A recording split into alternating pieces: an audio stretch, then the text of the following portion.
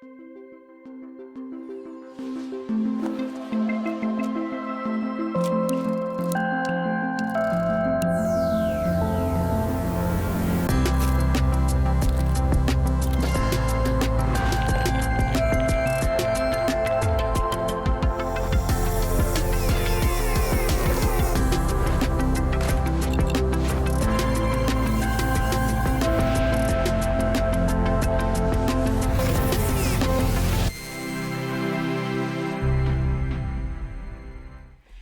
everyone and welcome back to this amazing Adobe Live editorial stream with Erin McPhee. I'm so sorry, I was just making sure everything is live. I was like, oh, we're live or not? That's yes, okay. Looks like we're live. Hi Erin, nice Hi. to see you here. It's lovely to have you back. Thank you Good to so see much. you. Thank you for having me. Thank you so much for joining us. And yeah, let's say hello in the chat. Perfect. Steve Festus says hi, Erin and Kladi. So it looks like everything is Hi, fine. Steve. Hi, Steve. Thank you so much for joining us. Also, I wanted to say hi to Wade, which is always here helping us in the chat and making sure that everyone has the super wonderful clickable link in order to access all the informations that we give during the chat. Also, I can see Thiago here, Jotirmia. Oh, the chat is starting to move fast now. Ana Torres, Jai, Amy, and Alexandra. Thank you so much for joining us here. And for those of you that follow us from YouTube, make sure to head on behance.net/live so I can say hi to you live and Erin can say hi to you. And of course, you can ask your question and I'll be able to pass it to her. Remember, if you type your questions or say hello on YouTube, unfortunately, I won't be able to see whatever you're writing. So head to behance.net/live in order to interact with us live during these 2-hour streams with Erin McPhee. So yesterday, Erin was with us already talking about the new production of the Vault, and we're gonna dive into it in just a second. But before opening InDesign and passing the word to Erin and talking about the wonderful stream ahead, I want to make sure that everyone stay tuned because we have so many fantastic things happening. So first of all, we will be reviewing the daily creative challenge towards the end of the stream. So in about an hour and a half, we will be reviewing your work live. So make sure to submit your work. And in order to do so, all you have to do, and I'm going to jump into my screen real quick, is to head on behance.net/challenge/illustrator. You also have the link just above you on top of the behance.net chat. And what you have to do is to click and, oops, wrong mouse. Click into the challenges in order to discover each day a new unlocked challenge. Today is a badge. So I know that the theme of the week with the wonderful Andrew is fitness. So today, me and Ari would definitely look forward to review the badge that you created using Shape and Type on a Path tool in Adobe Illustrator. In order to share your work, make sure to join the community chat, which is Discord, and you can do so simply by clicking here on the link that says community chat at the very top of the wonderful Illustrator Daily Creative Challenge landing page. By clicking on the community chat, you'll be transported into the wonderful world of Discord, and in order to share your work, all you have to do is to dive into the feedback channel.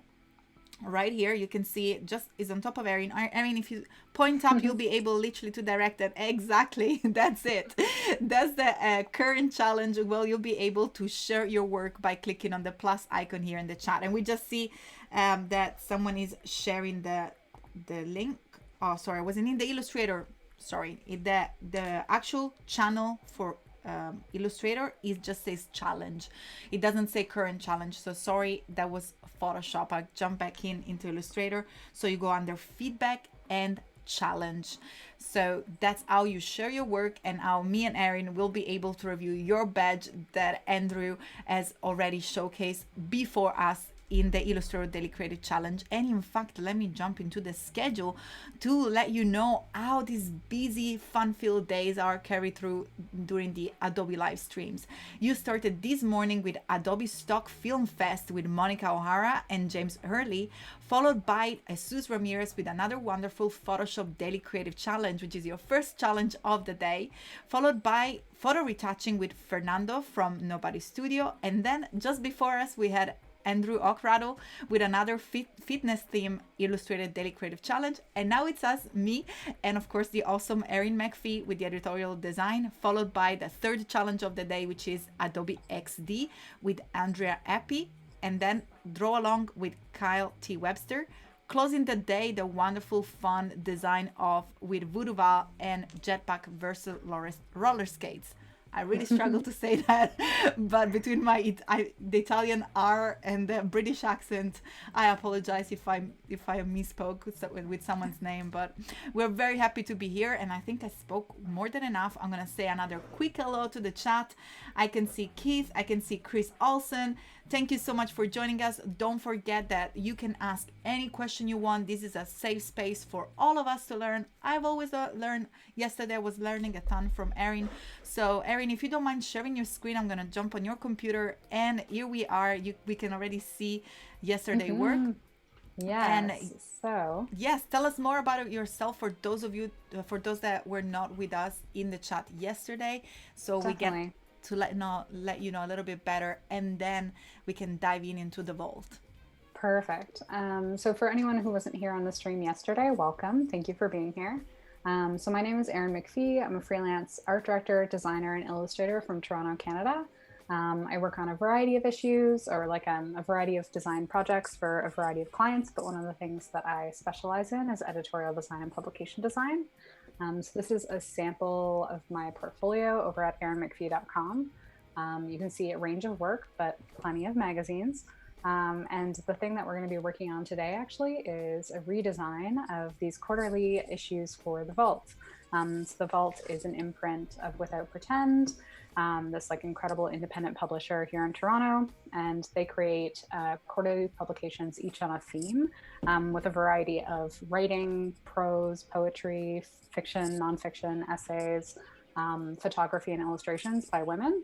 So they make really incredible work. Very excited to do this. So we're going to be, well, actually yesterday we were already redesigning some of the interior spreads, and today we're going to take a look at the cover. And also, Erin, before we were having a little chit chat before starting, and you were mentioning that there is an event coming up tonight, and you had something on your Instagram. People may be interested to learn more. So if you can please jump on your Instagram and show us. And of course, everyone, that's her Instagram, with displays her work, a little bit of her lifestyle. So make sure to give her a follow. I believe is just your name, Erin McPhee. It is, yes. Fantastic. So just Erin McPhee. So Instagram at Erin McPhee. And so what Kladi was talking about. So I designed a small Rezo print that's going to be given out as a freebie, a gift to folks who buy $20 tickets for a Pay What You Can event that's actually happening tonight. So depending where you are in the world, and so we had a lot of people from Toronto yesterday. So. Oh, great! So if you are in EST time zone like I am, it's going to be happening at 8 o'clock EST. You can find more details at either the Vault or Without Pretend Instagram pages.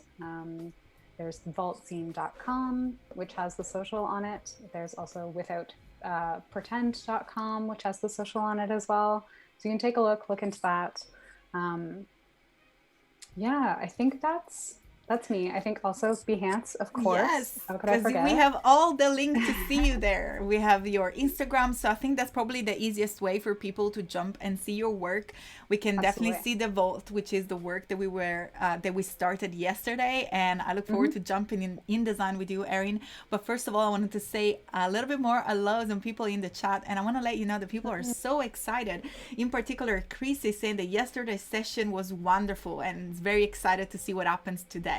Oh, thank you so much, Chris. Also, we have Anna saying that those Vault issues are beautiful covers and illustrations. So why don't we open InDesign and we start to work on where we left yesterday, because it was very exciting. And also we have Samantha in the chat. Hi, Sam. Nice to see you. Thank you for joining us. Thank you for being here. So actually, I have all the files open and ready to go from what we were working on yesterday. So yesterday we were really focusing on redesigning the interiors of the magazine. So I have a mood board that I've been using as reference as I've kind of been going through my process. So these were some of the things that I was looking at for inspiration yesterday. Most importantly, I was looking to redesign the publication to kind of give it a little more breathing room, a little more space around the typography. I was looking to try different styles in terms of how we treated our headlines and our bylines, which is the author's name or like the writer's name of a piece. I was also trying some like different caption styles, different layouts, just like different compositions.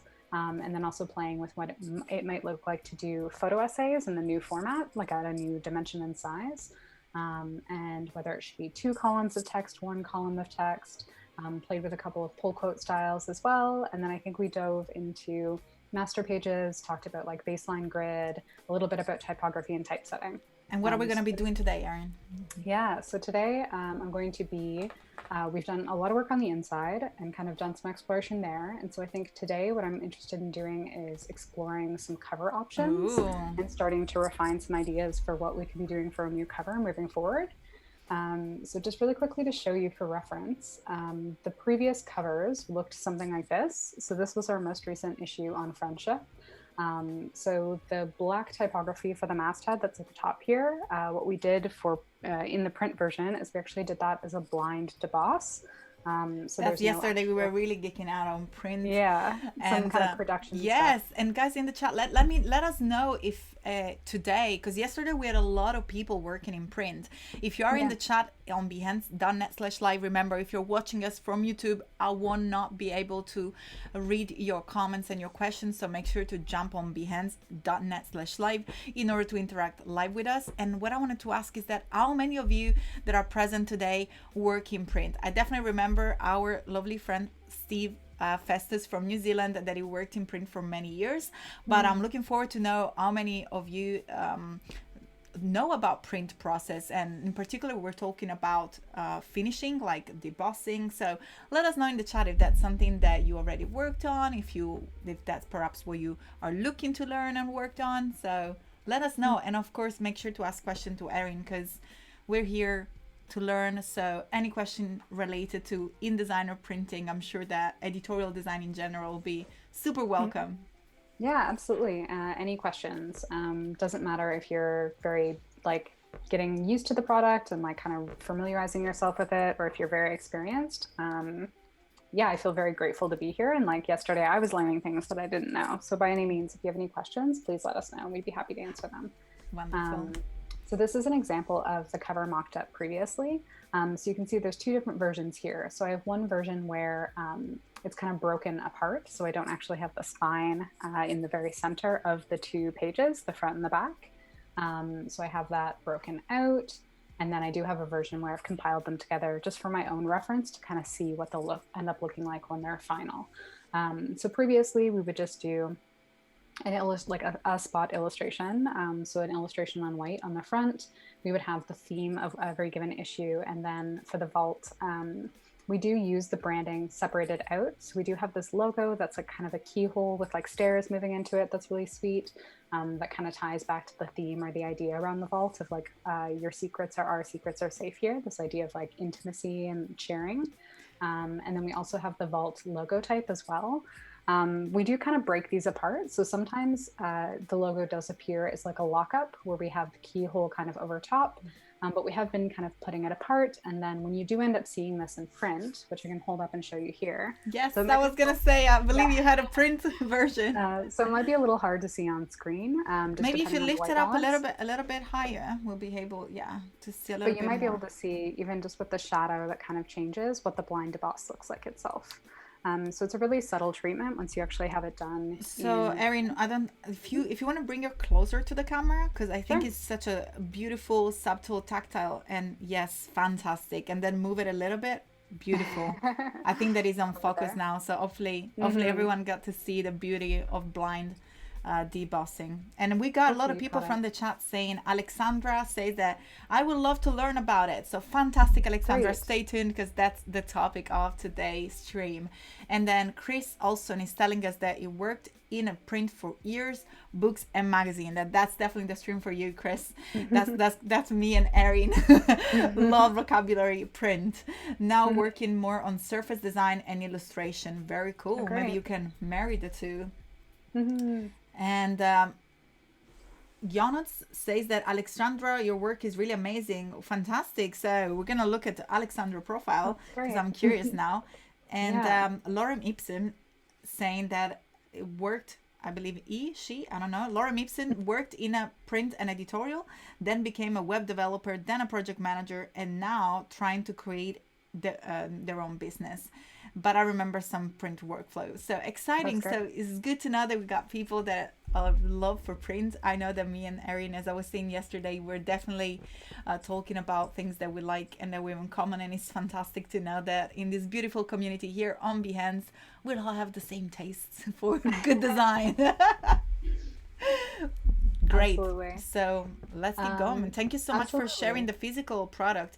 And also, Of sorry, course. before I get you started in InDesign, I just want to take this break to remind everyone to post their work on Discord because we will be reviewing your work live here doing this live stream. And remember, we're gonna be reviewing challenge number 3 in Illustrator, the one that wonderful Andrew Ockradle has launched before. That were badged with shapes and the type to type on a path. So very look forward to see that. And remember, as I said yesterday, even if you're not done, even if you're seeking inspiration or maybe just want an opinion, this is a completely safe space for you to share and learn. Me and Erin are more than happy to give you some advice, and maybe while you listen to Erin creating the new magazine, you get inspired. So we look forward to review your work in about an hour and a half. So Of course. thank you, Wade, for sharing the link, and let's jump now into your work, Erin. I'm very curious. Amazing. That sounds great.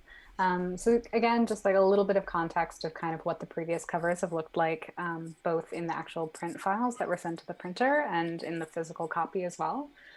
So moving away from that, some of the things that I'm thinking about for the new cover and the new format is that it's a little bit wider, so it's not quite as narrow. So we do have a little more room to play with photography and illustration. So whether that means that we want to do full bleed on all sides, on several sides, that's something that I think I want to toy around and play around with today.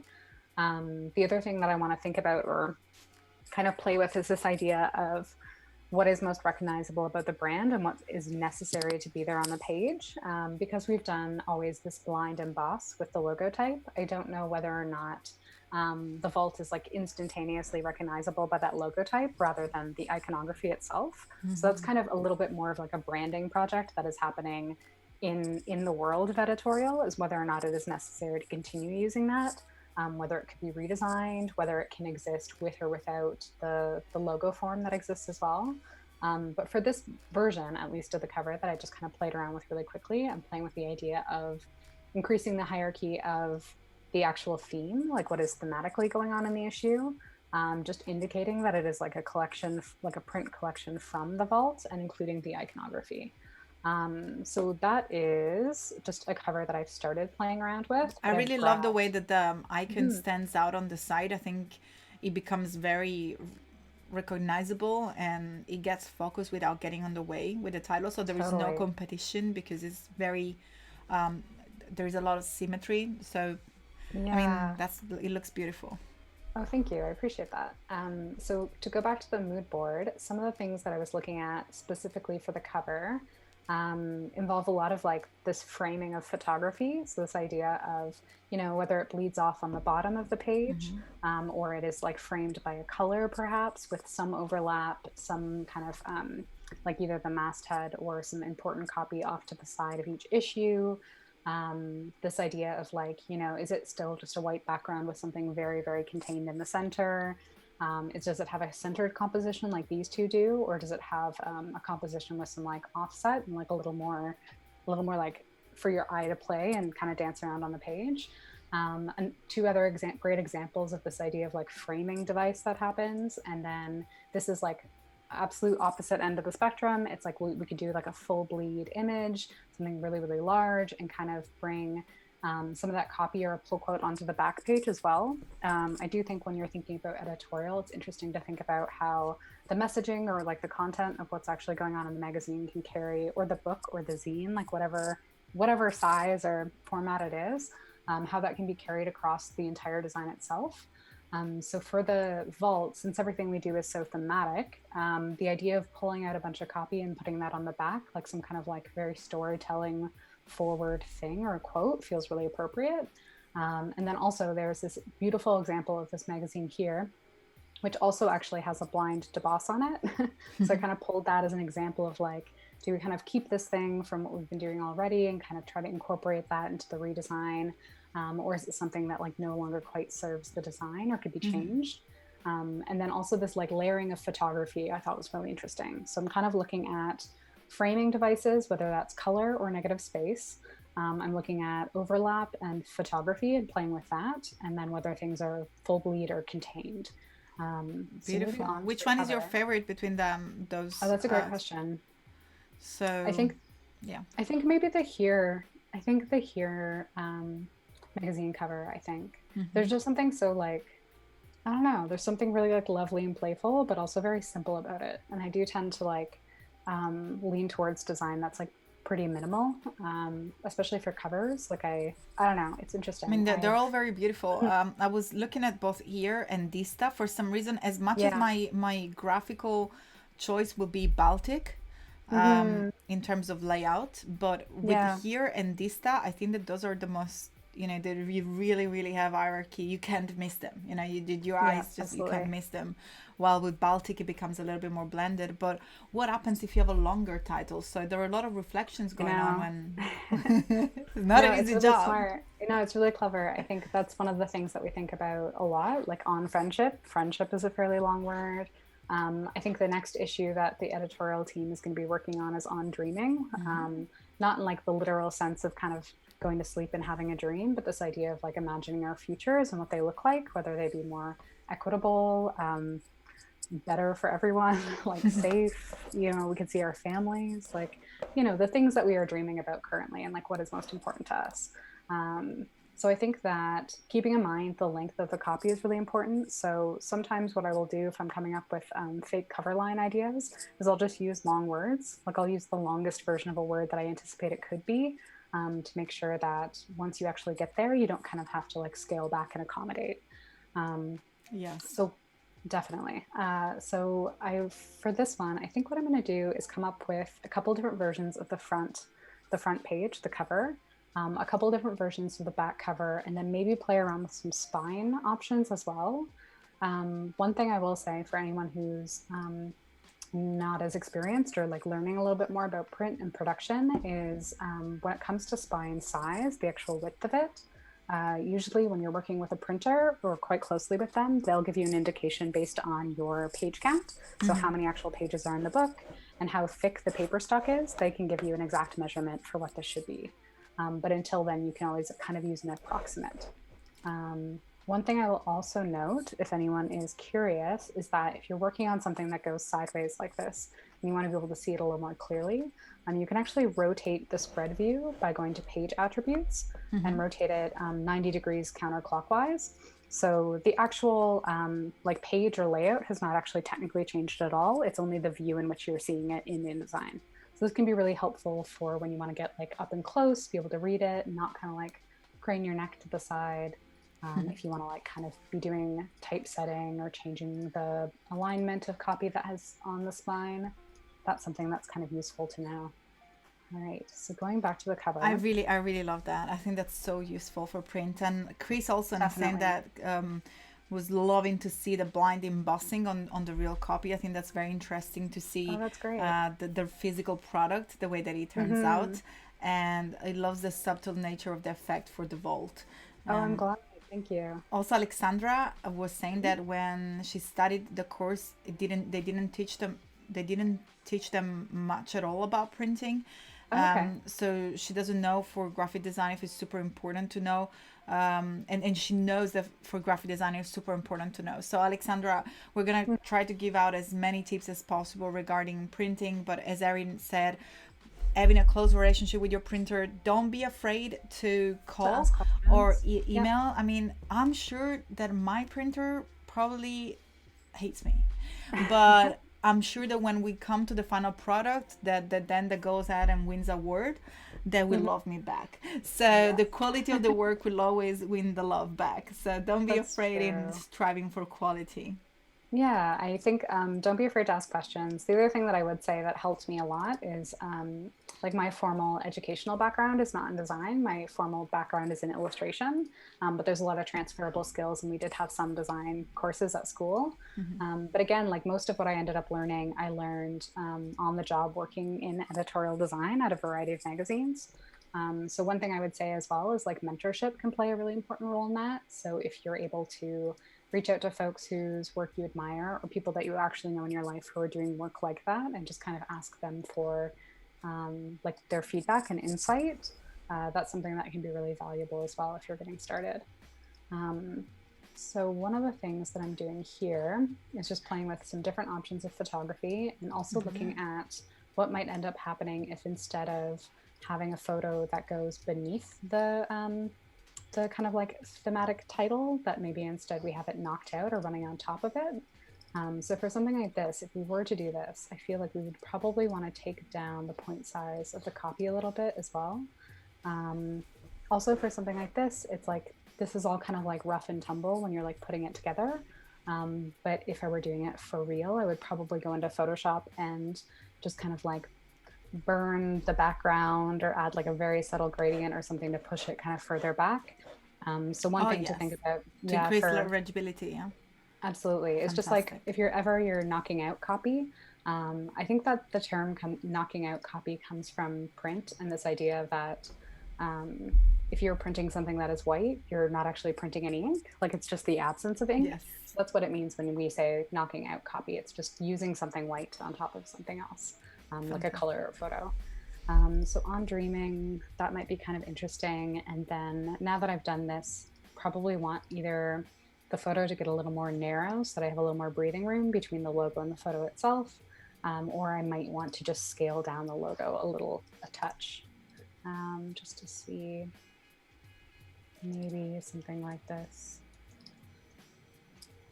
Yeah, I mean, I Yeah, it's think kind of like overall a, it's still quite big in size. So I know, I think so. I think that maybe if the photo were actually aligned to some of the columns and the margins and we still had that like nice negative space off to the side, that might be helpful. Um, Something to think about um, sometimes when doing a design like this specifically is um, kind of the flexibility of the design for things moving forward. So like for instance, I'm lucky enough that with this existing photography that I'm using from a previous issue, we had a lot of really beautiful compositions that were very narrow. But just thinking moving into the future, like will all of the photography that we have look like that? Or is there a chance that maybe some of it would be landscape orientation instead of portrait orientation? How would that kind of impact the way that we think about design? Do we want to create that rule where things kind of get you create like a rule for yourself, like okay, so then moving forward everything has to be portrait orientation or not? and in fact, on the um, topic, Erin, we got a question from Katie yeah. asking, as you're designing the headline, do you plan for a two-line headline or do you make it a rule that the Mm, content needs to fit in that space? that's a great question. So often what I'll do is I'll create two versions. So I'll create one version for a one line headline and one for two. And the other thing I'd say as well is whether or not you're able to get the content to fit in the space. Usually depends a lot on the editorial department or team or like folks that you're actually working with. So some, like I've worked at some magazines before where they're really flexible. Like they're happy to, they'll do something that they call often journalists or like editors will call trimming to fit. So they will just cut down enough words so that something fits on a single line Yes. rather than two. But you might have some clients where like the content is the content. It just needs to be what it is. So you kind of have to design to best accommodate it. So I would say like use your best judgment. Do you ever trim the artistically, if I can say I that? do. Yeah, I do sometimes. Because I Mm, also I try to get away with it as much as I can, like, especially with yeah. long text. Maybe with title and headings I wouldn't touch those, but for long text I'll really try to get away Yeah. with some Sometimes you trimming. can like see what you can do, but yeah, it's hard. Sometimes you can't. Sometimes you just kind of need to, Yes, stick to the rules. yeah, stick to the rules. And All also right. So Samuel I'm is doing, saying great tips, thank you. And I of wanted course. to also say hello to Anthony who joined us now. And I want to remind everyone that we'll be reviewing your work on Discord. So make sure to submit your challenge number 3. And of course, I can see that YouTube moving quite a lot. If you are watching from YouTube, I'm not able to read your comments. So make sure to head on behance.net/live so me and Erin can answer to your question. I can pass any feedback that you have, or maybe you want to request from her. I'll be here reading the chat on behance.net/live. So if you're watching on from YouTube, make sure to swap to Behance so we can interact live during this stream. Absolutely. All right, so now what I'm thinking about is I'm actually thinking about layering and creating some texture. So some of the options that we looked at had photography in the background and then a different photo on top. So almost kind of doing like a really minimal collage type thing. So I'm kind of wondering if it might be interesting to put something with really rich texture in behind, whether it's offset from the first photo or in behind across the entire thing and knocked out. This is a little bit tricky because there isn't really enough contrast between the two. So something like this actually might end up working better with the first version of the cover, which had the color photography. So sending it to the back of the page. We have Chris saying that it likes the top, the title at the top a lot, because in the particular photo that you were using before, the subject was looking up. So it was actually looking as if it was looking at the photo in the black and white image that you had before. So yeah, very good observation, Chris. I think it looked wonderful. Yeah, that's very smart. I know one thing that we would do a lot when I was working in editorial is pay attention to when you're placing photography, like what direction everyone's eyes kind of go off the page. Because it's kind of our, like the general way that we like read and move through the world is from left to right. And so generally, if you have someone on a left-hand page, you want them looking towards the right to move you kind of forward as you're going through. So yeah, that's interesting that you mentioned that. So right now, I'm just kind of playing with this idea of like layering and texture. Mm-hmm. One thing that I'm trying to be mindful of is, even though this could be an interesting idea, of layering these different things and creating some depth. The logo that we have, we don't often use in white, so we won't often knock it out. I can show you actually what it ends up looking like when you knock it out on top of things. It kind of takes away the meaning, or it like doesn't really feel like you are entering into a space anymore. Like it just kind of affects the legibility of the stairs. So in terms of like best practices, that isn't something we do to like knock it out or turn it white and put it on top of things. I think in fact, if we do, we maybe have like a white line work version of it. But I think my goal for the cover specifically is to see if we can avoid doing that, because I think I'd prefer to have it done in the black. So one option is to maybe have this framing not go off all the way, so that we have a little more space or room to have the logo type in black.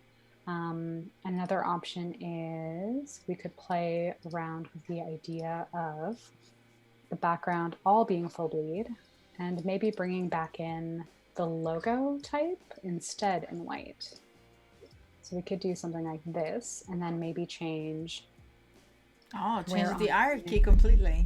I think so, yeah, like do a completely different version. This is something that I do think is really useful when you're doing like in this very like exploratory phase, where like nothing is set in stone with this redesign. Like nothing is kind of done for sure yet. Like everything we're just kind of playing with. But this idea of like rebuilding it in a way that makes the most sense and developing like a new logic for it. It's like as many versions of something you can do as possible to kind of push yourself a little bit further rather than making the thing that I think it looks fantastic. I mean, every time I'm like, oh, this looks great. Oh, I love the border. So now I'm loving the right alignment with the vault and the image. And I also want to take this occasion to say hello to Munir, which is here in the chat on behance.net/live. And let us know from the chat where you're tuning in from. I want to remind everyone that Erin is here with us from Toronto in Canada, while I'm joining from Manchester in the UK. And let us know where you are from. Jotirmia saying simple but looks wonderful. Oh, thank you. I appreciate People are really loving your work, Erin. It's fantastic. I'm a fan as well. Thank you. That's very kind. Yeah, if anyone has any questions as we're going along, by all means, let us know. I'm kind of thinking about framing device. So I don't know that we would necessarily want to use this as like a square composition, this particular image, but just kind of as a proof of concept. One of the things that I'm thinking about is whether or not we could design with like a framed photo in the center, or maybe even illustration. So maybe a combination of illustration and photography could be something that we do. So just playing with stroke, one of the things that you can do if you want to have it kind of be like a box or something that divides between something in the foreground and the background. You can also go to your strokes panel and change the alignment so that the stroke is aligned to the outside, so nothing kind of gets clipped off in the image that you're placing. All right, so we'll try this color one more time, and then maybe I will try a new photo option. So placing here. And we can see that we got Steve from New Zealand, and Alexandra is looking at the stream from Uruguay. That's fantastic. Ooh. I Hello, love welcome. how this chat really reaches all over the world. And we have Saif from Algeria, and Munir is watching from Istanbul. If you are letting me know from YouTube, make sure to head on the chat on behance.net/live so I can read where you're from, because I'm very curious. I want to know. Let us know where you guys are from. We look forward to know where everyone is. It's so cool to be able to connect with the entire world, isn't it? It's a wonderful sense of community, worldwide community. Yeah, thank you all for joining us. Erin, Joturmia is asking a question regarding sourcing material for inspiration. So any resources you both can suggest for beginners in editorial design? I haven't really explored this much, but I love to. And okay, so are these resources, are they learning resources, or do you mean resources like looking at reference materials of magazines, or either or? Anything that in your experience, in your life, you think could be relevant? It's a great question. I mean, one thing I would say is like the more that you can pick up and look at, the better. So just picking up like a variety of publications, whether they're kind of like your standard like news fair glossy ones, or you can pick up like these kind of like beautiful independent artsy versions of like magazines and publications. I'm also really into zines. Like I love just the kind of one-off, really quick and accessible ones that folks will make in just like saddle stitch. Like they'll just staple at home and like photocopy, so you can look for layout inspiration there as well. If you're looking online for inspiration, I think there's designspiration.com. Obviously there's Behance, which has like incredible amounts of portfolios and resources. You can always check.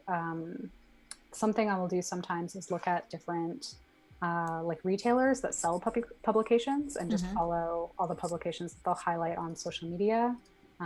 So yeah, there is any particular print or book in editorial that you remember that you studied with, or there is any reference that there's a book called Designing News that I remember picking up shortly after graduating school. Unfortunately, I can't remember the author off the top of my head. I'm looking for it online in the meantime. What is it called again? Designing News. I think it might be by Francesco. Ooh, some more Italian. Yeah. So Francesco Franchi, Changing the World of Editorial Design and Information Graphic. I'm just going to pull it up just so it's nice to have some information and share books, because everything that you mentioned is, I completely agree with, buy to purchase other magazines, to watch other, what other people are doing out there. And of course, I will strongly agree with you in terms of focusing on the independent publications. I think that when you have, despite the smaller budget, you though can focus on what you really dream to do it. So I think that usually the prints are much more tasty and experimental. I think that's a great way. And let me just try to share my screen over here so I can share the book that you mentioned about. And let me go ahead. So Designing News, that's the book that Erin was talking about, if you're interested to learn more about design. But that's just one of the many books that are there. I was trying to think of the one that I use. I'll share it in the chat if I remember it. But as Erin said, I mean, the beauty of design is the fact that inspiration is out there and it can come from anything. But Munir, hopefully that answer to your question in terms of how to get inspired and learn more about design. And I'm just going to check the chat to see if there is any question. I can see that there are everyone is letting us know where are they watching from. So we have Marielle from Austin, Texas. Hello. And then we have Vanessa from the Bay Area. Hillary from Guelph, Ontario. Morel from Michigan. Anthony also from Texas. And Munir is saying Adobe wide community. Yes, Adobe worldwide community. And Francesco Franchi Arena was suggesting the name of the book, so probably she was already familiar with the book that you were mentioning before. And let's see if we have any other question. Eddie is saying, hey, creative family. Hey, Eddie. Nice to see you here. Thank you so much. Norris is tuning in from Boston, and Mike from Nashville, Tennessee. Anna Torres from Buenos Aires. Love this fantastic community. Yes, welcome here. All right. So now I'm just kind of playing with this idea of different textures or different things that could kind of sit in behind and work as this kind of like layered framing device. So I think like this one is really interesting. It's almost there. I think like it's legible for undreaming, and certainly when things go to print, they often print a little bit darker, so it might be a little more legible than what you're seeing right now on screen. So I could also try it in black. Should we just give some geeky juicy details about why they get darker on print? Yeah. I mean, when you are looking at something on screen, what's happening is you're looking at everything with a bunch of like LED light, like miniature lights lit from behind. So once it's on paper, like it's literally just flatter. Like there just isn't as much light coming out from the design itself. Correct. And that's something that I always have to find myself to repeat to my client over and over again. Like, yeah, it won't look exactly like this. Correct. Wonderful. All right. So one thing I'm thinking about is whether or not the note about it being a collection could actually move as well. So maybe this square kind of frame could move up. The masthead could stay up there. This could come up a little bit, and the collection kind of could either stay centered underneath or maybe move off and be right aligned or left aligned. I've also seen in a lot of the reference photos I was looking at, there's plenty of publications where they kind of play with where things sit and direction. So maybe this could like move over to the side as well. Like that's totally a possibility. I'll probably just want to be mindful of how close to the edge it's getting, because right now I'm playing with putting it outside of. Oh, I'm so sorry. That was that's me. okay. No worries. I think I put everything on silent, so. Oh, that's okay. I don't know what happened. I think that was my family calling me on WhatsApp that despite having the airplane mode, I think the Wi-Fi is still tuning in, so we cannot disconnect from technology. Yes. I mean, I hope your family comes out to the chat again. That was really sweet yesterday. I don't think they know I'm working today. Okay. I don't think they know that I'm on the stream. So. All right. So they might not be here. Yes. That was my dad, by the way. Oh, was it? Yes. That's very sweet. So I don't think we're not going to find it in the chat. That's really funny. All right. So I'm going to make a copy of this. So one thing that I'll end up doing a lot when I'm working on these like really rough kind of first initial designs is I will make a bunch of them. Like I will just continue copying them and making like iterations and iterations and iterations. Because right now it's like I'm not looking to necessarily have like a finished, polished version of what the actual cover will be. But what I'm looking for is like, what is most interesting? What is kind of a proof of concept? Like what kind of could work? What is working well? What I want to explore further. So I will do a lot of variations before kind of landing on one firm direction to take. And also just for the sake of the chat as well, to kind of keep an eye on like how we're exploring and like what we're trying.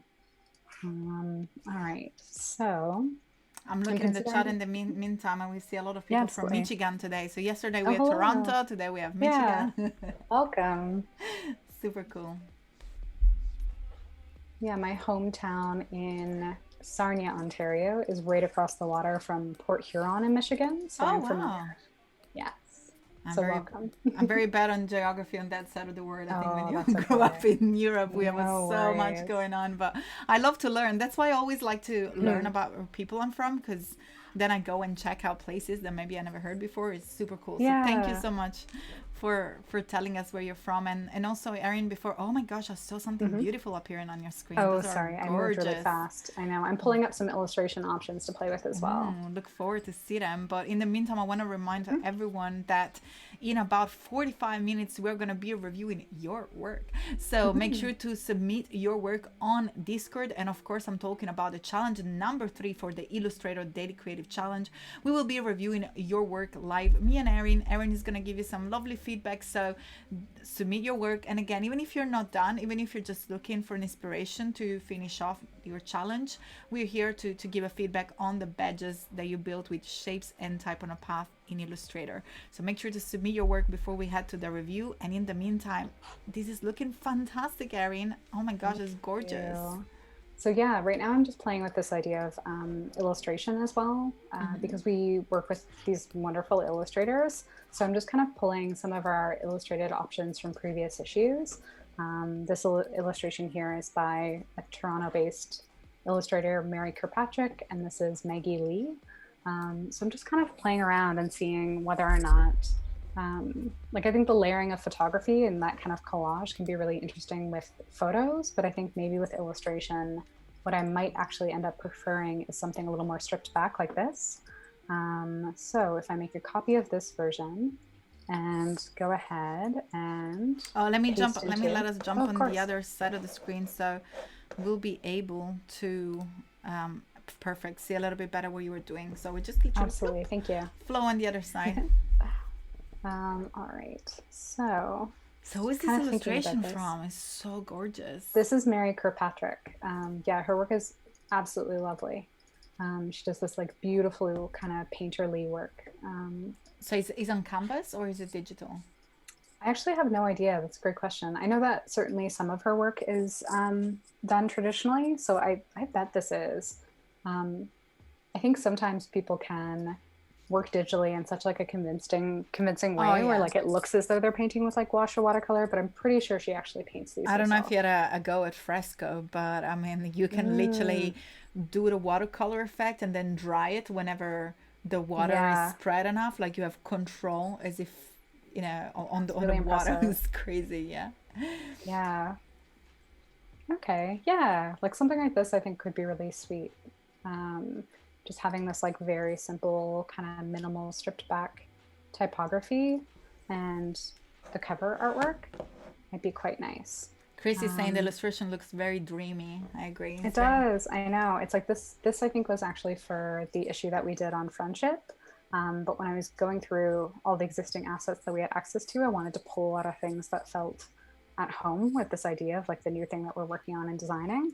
I think I may have mentioned this last time on the stream when I was speaking with Kladi before, but if you are doing a redesign, something that I think is kind of important if you are hoping to keep some of the like artistic voice or like look and feel of the existing publication is to reuse some photography or illustration just in your mock-ups for like the new design, to kind of get a sense of like, does this feel at home with the brand? Like, does this feel appropriate? Does it still kind of like fit? So that's one thing that I'm playing around with here. We have a question from Marilyn. Of course. They have a master page question. Can you set sticky master pages that are different between odd and even pages that stick to an odd or even page, even as you add or subtract pages? If I'm understanding them correctly, I mean, what you can do is you can go up to your master pages and have styles that are applied to the left and the right. So I don't think that you can have them necessarily so that once it shuffles, like if you were to shuffle the pages, that would change, because if something turns from a left-hand page into a right-hand page, it will change the style. So sort of yes, sort of no is kind of the answer to your question, I think. But if you were to use like something like this as an example, I mean, what I could do to show you is just really quickly turn this into kind of like a master page with like a folio. So folio is just like running copy that exists across every single page of a book.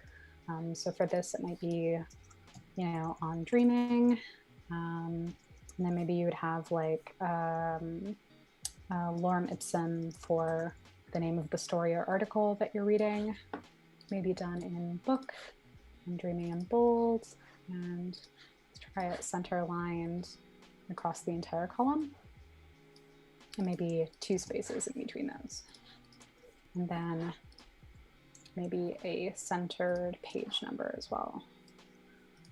That will kind of bump up in size. So in the meantime, I'm experimenting regarding the stickiness. Are you? That's a very cool question, Marilyn. I think because I remember using something that sticks to left and right, but then in the actual practice that I do every day, I kind of like drag in. I don't know. Do you apply master pages? I kind of like drop them in. Oh, I just drop them on. I drag and drop from the master pages onto the pages themselves. Yeah. That's what I do as well. Yeah. Great. So I will show here. Let me copy these over here. So if we were to do something like that and go to one of these pages, I could, so what we were talking about actually when we're talking about drag and dropping is if you're up here in your pages panel with your master pages, so taking this and just dragging it on top of the page that you're dealing with, will apply the styles from there. So clearly I designed these layouts yesterday without any consideration for these, but if I were to kind of move these down while still being on the baseline, and also maybe bring the photography down a couple of baseline levels and bring it up as well, maybe here and here. Yeah, I mean, this isn't, I don't think that I would keep the design of this page this way, but just to kind of show you, if you were to pull it apart, you can kind of just drag the page off to the side. So this is still a right-hand page with the right-hand attributes applied. This is still left, but if I take this and flip it over here, it's the right-hand side. It'd be a little more obvious if the alignment wasn't centered, because then it just looks the same. But here I can give it a try. Fantastic. Yeah, thank you so much. I think that's a great example. Yeah, just as like a really simple example of like what is happening when you're moving pages. So then you're moving your master page, and then again on dreaming flips over to the left-hand side instead. So the answer, I guess, is yes. It's automatic, so you don't have to do anything to stick. But once you create the master pages for right and the master pages for the left, automatically InDesign will detect if the layout is on the right on the left, and it will help you to work in a much speedier way, so you don't have to repeat the drop all the time. Yeah, that's exactly right. Master pages are so valuable for that. Once you start getting comfortable using them, they're so useful. You can also create different master pages for different kinds of designs and apply them when you're like in this stage of exploring. So going back to the cover. Before we go back to the cover, I'll pass you another question from Munir. Munir is asking, do you use a precise grid system on your design work, or do you use different ones depending on the work you do? I use different ones depending on the work that I'm doing, yeah. So like for this one, for example, I'm playing around with, how many columns is this? A 7-column grid. For the cover, I'm playing around with like I think this might be a 5 or a 6-column grid. 3, 4, 5, 6, yep. So again, it's like totally flexible, depends on the design, depends on the client, depends on the page size. Like there's so many variables that will kind of impact that. Basically, like once you have set up like rules or a structure or some kind of like foundation for something, just building off of that. So you don't necessarily have to use the same kinds of grid structures every project, but once you've created one, try to like work within that framework, basically. Hope that helps. I'm sure that was super useful. Super helpful. but yes, I completely agree with you in terms of using the grid in a consistent way, but then keep it flexible depending on the content. Content is king, I believe, always. Yeah, absolutely. So one thing I'm looking at doing right now is if you do have illustrations or an image or something that has a variety of pieces and you kind of just want to crop it out without going into Photoshop and actually isolating it, you can just change the size of the bounding box that's around it to kind of adjust. So I'm just doing this just to play around right now with the idea of like what it would look like to include a spot illustration either on the front or the back of the cover. No, but I think on the back it could be interesting. Yes, otherwise it would look kind of overcrowded in the front. I think so, yeah. Especially beautiful. If you make it so kind of clean and minimal, to kind of start adding stuff back in gets a little weird. So I might just try a back design version that just really has this very simple small spot with maybe the vaults and actually here, I'll try the vaults. Nice and minimal. Yeah, right. Beautiful. And then I might end up including a website as well. So like another version is to maybe have this be right aligned and then do the website to be left aligned. Oh, nice. Do you usually do the cover like at the beginning or at the end? What's your That's approach? a great question. So for the quarterly issues, because we had them pretty templated, I would do them at any stage in the process because they would all be exactly the same. Like it was always the exact same structure with a spot illustration. But if you were doing, I think in most instances though, you might actually do the cover towards the end. I think sometimes you do the inside first, generally because it tends to be the most labor intensive. And then you take that same kind of like look and feel or design thinking and you would translate that to the cover. But I think, again, it all kind of just depends on the client and the project. Yeah.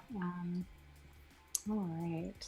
I think I do prefer just the minimal. We have some more master page knowledge from Norris. Norris, thank you so much for adding us all this information. Is telling us that in addition, if you move a page in the file, you can reapply the master style by dragging an associated master onto the page that was moved to correspond. Yes, that's exactly what me and Erin do. Last week I was working with Naoma from Nuevo Studio, and she actually taught me another way of adding the master pages by right clicking and then applying. I never done them before. I've always been kind of like doing exactly what Norris says. So thank you so much, Norris, for breaking it down so beautifully. You literally grab the master and you drop it into the page, and it gets applied to the page, and if you put another one on top, it will just override. We have a question from Chris saying, what do you do if the spot illustration background does not exactly match the back cover color? So what I would probably do in that case is, well, it depends. If you're the art director and you're working with the illustrator, you can ask them to have it isolated on a white background, or ask them to change the background color. But if you aren't, or if they're not comfortable doing so, you can just check in with them and see if they're comfortable with you close cropping it. So you could actually bring it into Photoshop and mask out the background. But generally, if you're working with an illustrator, they're happy to change that. That's a new term that I learned today. Close cropping it? Yeah, I think, I don't know. I think a lot of people just call it masking, but for whatever reason, when I was working in editorial, we would talk about close cropping or CCing something all the time. Oh, fantastic. Well, I love to learn new terms. So if I ever end up on a call, if all of you end up on a call, you know what they're talking about because Erin told us. Thank you so much. Exactly. Happy to help. Super cool. Right. Keep your question coming in the chat. We're going to keep working. Erin is keep working here, but I'm always looking in the chat. And remember, if you want to make sure that we see your questions, head to behance.net/live. And also here we'll be reviewing your work in about half an hour. I can't believe it's already been an hour. Like time I know, goes it's been so very fast. And we'll be reviewing challenge number 3 for the Illustrator Daily Creative Challenge. I'm sure that Wade is going to be super awesome. I'm going to drop a link there just for you to click and share your work. Before we do the review, just for those of you who perhaps don't know how to share it on Discord, I always try to run an example on how to share your work. So keep doing your badge and working on it. And then just before we start the review, I will show you how to submit it. So you will have like about a couple minutes just to share with us. So don't worry about that. Fantastic. Yeah, we're looking forward to seeing them. Yes. Very exciting. Right. So right now I'm just playing around with that idea that I had showed earlier in my design inspiration of maybe putting like a big kind of message or quote or some kind of like poignant statement on the back of each issue. So I think like something like this would pair really well, I think, either with this idea of using illustration with a frame or any of those options really with the photography in a frame as well. So I'm just playing around with it now, just thinking that you probably want a couple of more words to like fill out that line. I think in the example that I was looking at specifically in the mood board, I'll just like pop back over there. I was looking at this like really beautiful Miranda July version where it's like full wall to wall kind of copy taking up the entire one or the entire back of the cover. So I do want to try something that is a little bit larger as well, just as a sample, kind of see how we like it. So I will kind of sometimes just go in and transform copy just using this just to scale it up really quick. It's helpful when you're scaling it up and keeping the proportions constrained. It will keep the relationship that exists between your font size and the line spacing that you have in between it as well. You might find that you'll end up with this is perfect, it's 54 for 54, but sometimes when you scale it up this way, you might end up with some like odd numbers, and you might want to kind of like scale those down or round them up if it's like 56.333. So just taking a look here. Yeah, I think something like that could be really, really interesting. The other That's thing, always the circular typeface, isn't it? it is. Yeah, It's it's so beautiful. cool. We were talking about how much we appreciated it yesterday. Yes. Yeah, it's so simple but so nice. Yeah, so I think either of those with the cover. So now that we're kind of getting further along, what I think I might try to do is narrow down a couple of options so we can start to put them together as though they are the front page, the back page, and the spine. And also I can kind of show you how I would drag and drop these pages to stick them together. So if you remember over here, I'm very curious about the spine, and how do you make your choices for that? Yeah, so personally, if I'm setting up my spine and sending it to print, what I do is, so this version that I have of it put together is probably what I'm going to end up doing in the file to show everyone in chat. But what I actually do when I'm sending a file to print is it's like my spine is separate. I'll have a spread of the front page, maybe, or like the front cover, the back cover, inside front cover, inside back cover, but I'll have them all as singles. So they'll all just be single pages sent off to the printer. And usually on the production side, they actually like to kind of like stitch them together themselves, set up all the print and crop marks, and then send them to print. So something like that actually would depend a lot on who you're working with. So it's always just a good chance, if you're working professionally or even just personally on like a personal passion project that you're getting printed by someone, is just ask them what if they don't list it publicly on their website or as part of their services, just ask them what their like preferred file setup is, just so that you can kind of send them everything they need and how they need it. Or I'm sure they will let you know. Oh yeah, if you or send the wrong side. Yeah. My question regarding the spine is that how do you determine the thickness of a spine? Yeah, so personally, I have a really close relationship with the printers that I work with. And so what I do is I tell them the page count of the book, and I tell them the thickness. Like when I'm getting the quote done, I'll tell them exactly what paper stock I want and how many pages it is, and they'll tell me what the thickness of it will be. Do you have a favorite paper that you go for print? I do. Honestly, I have a favorite paper. It's behind me. I have a Cougar like sample paper book that's in my documents behind me. And I absolutely love it, and I can rarely afford to use it on projects because it's a little pricier. And also Mohawk makes really beautiful paper, so I have a sample actually of their books here. Oh, wow. So something they do as part of promotion, like to designers and like other clients or potential clients that could use their products, is they'll come out with these like, I think quarterly or annual books that use a variety of their printing processes and papers. So it's the best of both worlds. You both get like a beautiful object and book to read that's very interesting, but also it's like an advertisement for their product and services.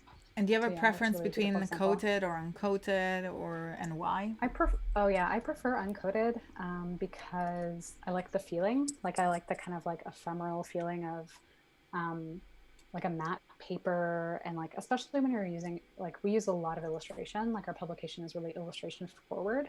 I want it to look like paper that things were painted on or printed on or made on. Like I want it to feel kind of real in that way. Absolutely. So, we've got Danielle saying, oh, Mohawk books are awesome. Yeah, they're beautiful. Let us know in the chat if you do have any preference for paper, if you like to experiment for paper, if you don't care, if you care, why. Why would you prefer to do coated or uncoated? I'm also a super paper geek. My brand to go is Fedrigoni, which is of course is an Italian brand. I keep my everything mouse zero in terms of being Italian, even if now they're also in the States. But I've recently worked on a project which was with a paper that is uncoated on the back and coated on the front. So I was actually so the way that I've done it, I've paginated each, so basically it was like an A5, so half of a letter size as a final size of the book, and I got a letter size and folded in half, so my text to describe my portfolio work was on the uncoated, but then when they opened the middle size, both faces were coated. So the image was getting lifted a little bit. There are so many things you can do with papers. That's very cool. Yeah, that's really interesting. Sorry, I got like really I get really passionate. Yeah, I think it's interesting. I'm not a production designer, so like there are designers that they do like a lot of this, like actually bringing something from design to like physical object and print, or they'll clean up documents to make sure that like all the inks and colors and swatches and like just everything is like perfect to be able to send it to a printer. But I do really, really appreciate like the more I can know about it, the better equipped I feel to like be a better client to my printers, to like work with people. Like it's exciting when you start to learn about these things and it can like impact your workflow. So like if you know a little bit more about what a thing could be like, you can kind of in the design process early on make decisions that kind of help it be as like interesting as possible once it becomes an actual object. Alexandra is saying that I love the matte finishes. And Cornell is saying you won't believe it, but do you know what I saw today? We don't know. Cornell, let us know. What's that? Oh, he saw everything that he looked at. So sorry, I didn't say it was a joke coming there. Keeping the chat entertained. Thank you so much, Cornell. That was funny. And also we have Villa. A Villa saying hello, girls. Hello, everyone. Hello, A Villa. Welcome here. And we have Danielle saying that she wish she could experiment with papers. Yeah, I know. I keep looking at books, and we always dream for that client that will allow us to use magic papers. I mean, one thing I would say is like working on personal projects or things that are at a much smaller scale can be really liberating in that way. You can kind of just run with it or do whatever it is that you like. The other thing too is like it doesn't necessarily always have to be like expensive or fancy. Like I really love, we have a printer here, like just a really simple like Brother printer, and we have a bunch of those like neon card stock that you can buy from like any office supply store. For the Brother printer? Yeah. I have a Brother printer. I didn't know about that. I'm learning. Yeah. So you can buy fluorescent color? Tell me more. So this is just like paper that you buy through like the Office Depot kind of esque store or whatever you have access to. But I like buying paper like that and then printing things off onto it, like illustrations or typography or something like that. You can like cut them up and scan them back into the printer. Like I use the scanner top bed. I don't know. I think it can be fun to play around with also what you have access to. So like if you don't have access to like fancy kind of paper stock or that from your clients, like play with what you have. I completely agree. I think that's a fantastic idea and also very inspiring. I'm gonna like go into something now because I'm like, well, I haven't thought about it. I just simply thought I didn't think that the ink would have been dark enough in order to print on fluorescent. No, but it totally works. Yeah, you just have to it depends what kind. Like I think the darkest kind of fluorescent paper we have is maybe like a purple that's really bright, and it's a little bit harder to pick up some of the color on, but like the yellow and the pink ones, like they work really well. Really exciting. Well, let us know in the chat if you ever played with your paper colors or inks, and if you experiment with perhaps risograph. We were seeing before on Instagram on Erin Instagram feed that she's done the latest work with risograph. I've actually created a work as well. Yes, fantastic. I also created a work which was origami booklet instruction, which I hand sewed. over 1,000 of them. Oh, that's And beautiful. they're all riser printed. I believe you can find it on my Behance as well. So let us know what you have done with print so far. I think I'm inspired already. Oh, wow. That sounds like so much work. That's very impressive. Yes, it was. All right. So I'm going to try, now that I've kind of found these like sort of interesting ideas about kind of maybe how type and photo could work together with this like really minimal kind of design. Something that I might do is make a copy of this and bring the photos back and see like how the photo kind of solution works with this. So let's see. Da, da, da, da, da. I might want to try this photo actually, just for some like extra kind of pop of color. Go down into here, paste into. Oh, so you simply replace the photo by copying it and then deleting the previous one and I do, yeah. I do a lot of different things. It depends on what I'm working with. If I had a much more organized file and if I wasn't in the exploratory phase that I am right now, sometimes also I'll go up to the links panel and I will just find, if you click on it, usually you can find the actual oh, cool. image that you have selected and you can just relink it. So you right click, relink, and you could change either all instances if you have the very top one selected with the turn down arrow, or you can just relink this individual one with, oops, this is an actual project, assets, photography, let's see, maybe replace it with one of the other photos that's in here. And we have a question from Chris as well. Do you ever use end lettering for quotes? Oh, yeah, absolutely. I use hand lettering a lot. I end up using it less in my client editorial work and maybe more in my personal work. I'll use hand lettering a lot. But yeah, I love doing that. I'll just either scan it in and then Photoshop, I'll mask it out basically, or create a selection like a channel and then fill it on a new layer, and then leave the background pixels transparent, and I'll just overlay it over top of photography and InDesign, or just place it on its own, or give it a background or something. Just to mask a little bit of the textures as well, maybe. Yeah, absolutely. Just kind of clean it up. We have a question from AR McPhee saying how to get posters made in RGB in Photoshop print ready. So I'm gonna let that up to you, but I'm happy to answer that as well. For sure. I mean, I would say generally if it's if you have the poster already designed in Photoshop and it's in RGB, I would just convert it to CMYK before you send it to the printer. I think that's all you have to do. Yes, I agree. Do you have anything else? I mean, I think it will be very important to specify that if you import into InDesign, perhaps you don't have Photoshop and you do not use Photoshop, because that could be, if you just focus on, I know a lot of print designers that don't want to even hear that, and others that love it. Ideally, it would be to work with the apps together and really to maximize, like Erin said, but you can always have the option to place in InDesign a file that is RGB. And then when you convert it and export it for print as a PDF, you make sure that you convert it into a CMYK color space.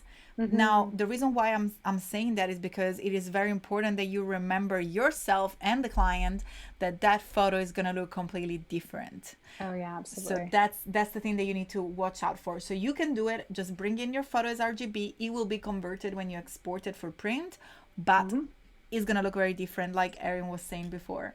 Yeah, just something to be mindful of. I think like a general rule of thumb, if you're kind of new to converting things from RGB to CMYK, is that it will get a lot duller. Like it will go from being very bright and saturated to like much duller when you start to convert it.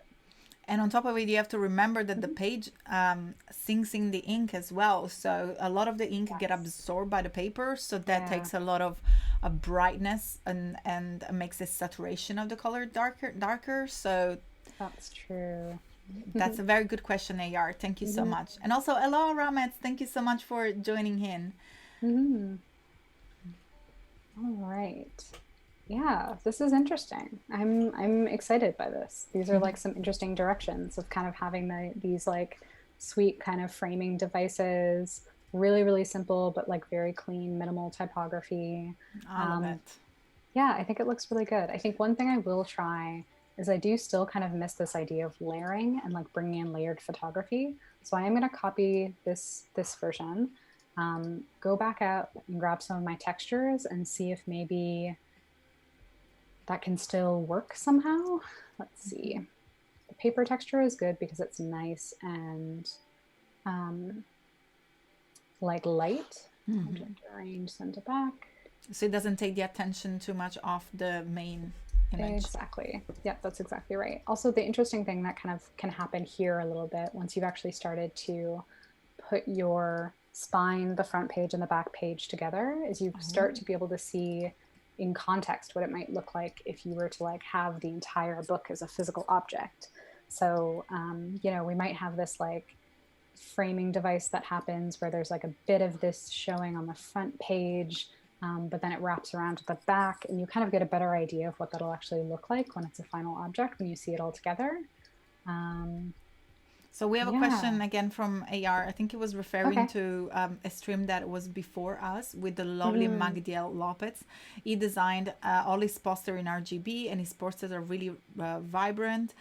Mm, And I was wondering if the prints would look so good. So you can definitely use the settings in Photoshop, converting them first in CMYK, and then change the setting in CMYK so you can achieve a conversion. mm, I have, unfortunately, I don't know if I can reach them here. Probably not, but probably I can share during another post. But there are charts that can show you how the color looks like with the on paper. So if you want to yeah. match them, there is also Pantone. That Mm-hmm. is the industry reference. Probably you have them there. Yep.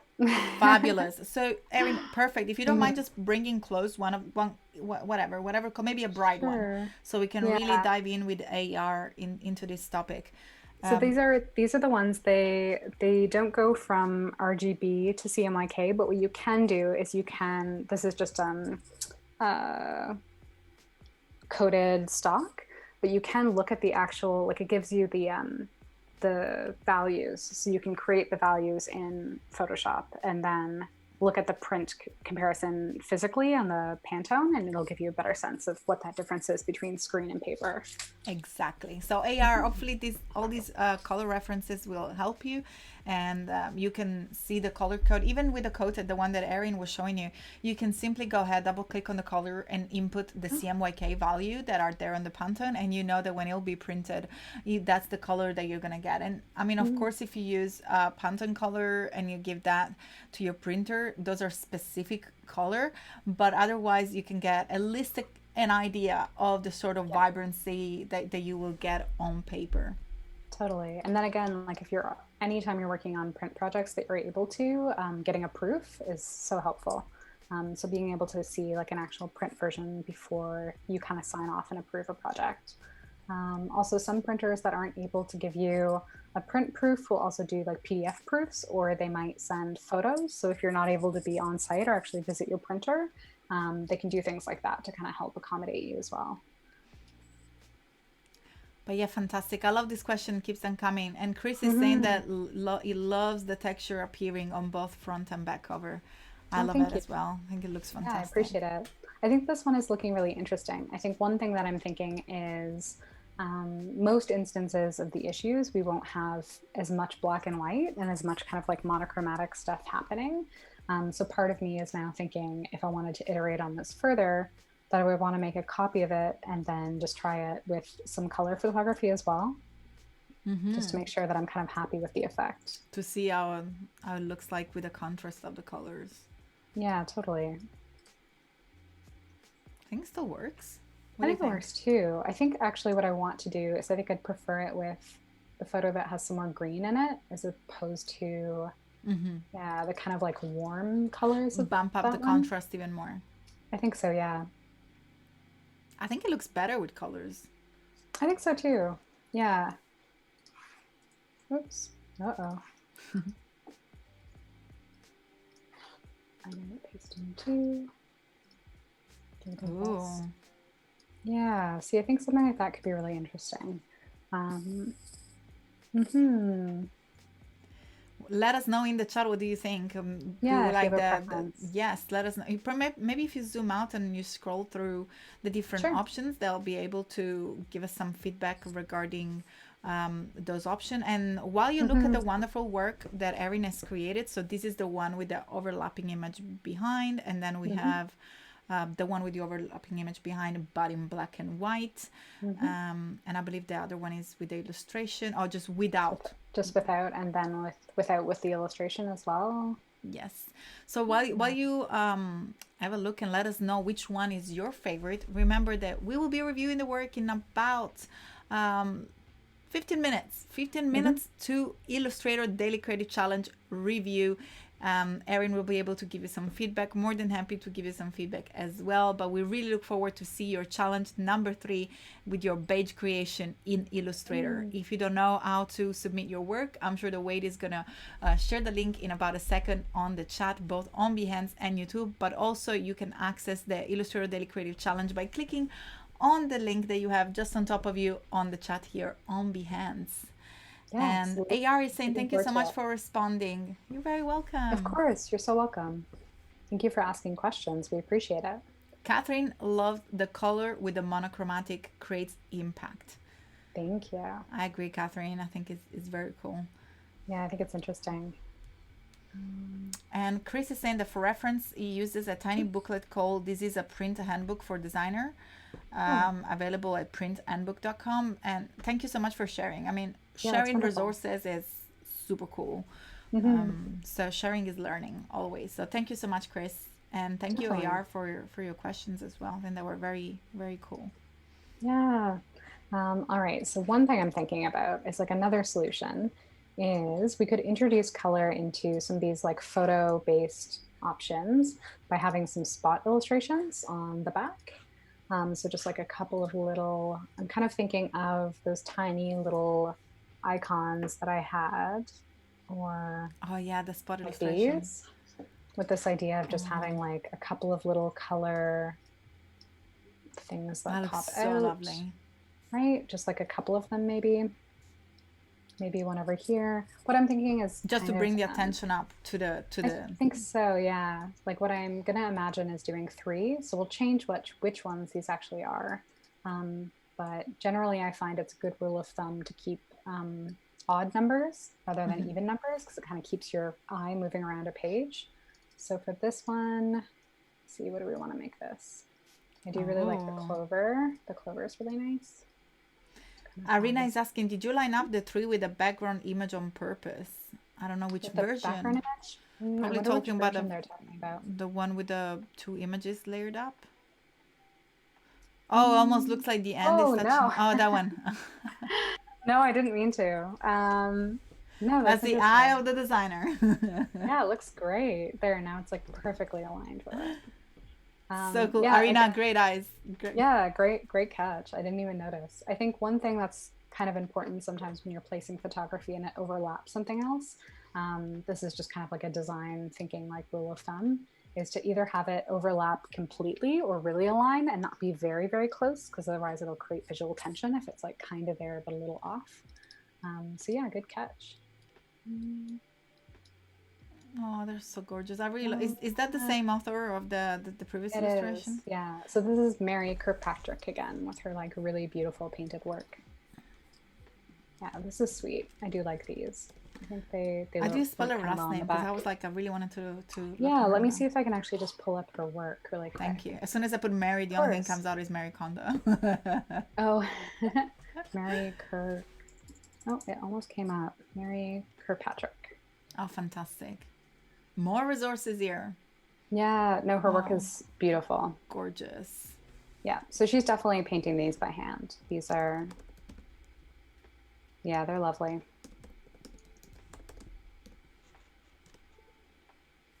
And these are all the illustrations, or a selection of the illustrations that she created for our On Friendship issue.